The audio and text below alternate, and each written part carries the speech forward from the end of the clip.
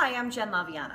And I'm Julie Swanson. We're with your SpecialEducationRights.com. This is ripped from the headlines. So in July of 2015, OSEP, which is the United States Department of Education's Office for Special Education Programs, also known as OSEP, issued guidance for school districts on their interpretation of the law based on some concerns that were being expressed to OSEP about students with autism spectrum disorders not getting adequate or even in some circumstances any speech and language services in their IEP, their Individualized Education Program. Right.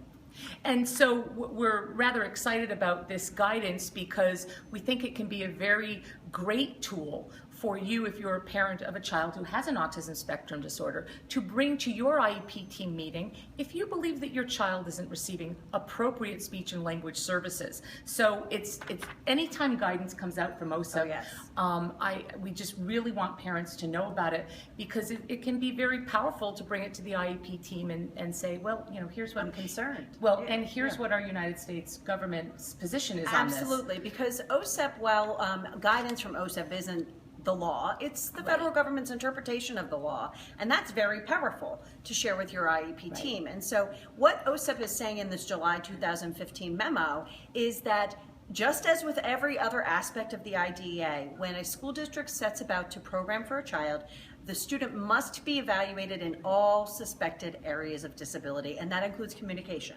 And so we're not going to just say, well, if we're giving a child behavioral program or we're giving child other programming, we can ignore the speech and language services. And so they're encouraging school districts, you know, you have to look at speech and language services. And what's particularly important about this is that when you're considering an autism spectrum disorder, one of the areas, one of the domains in which students can have their greatest challenge is often in speech and language communication. That's right. And so for students who have autism, this can be a particularly challenging area. Right. So we encourage you to take a look at this memo by OSEP, July 2015, and we also encourage you to go to your SpecialEducationRights.com, where you can look at our series on independent educational evaluations, because really this memo is about evaluation and school districts really having to look at all suspected areas of disability. And if you don't agree with your school district's evaluations, we remind you you have a right to disagree. Check it out at your SpecialEducationRights.com.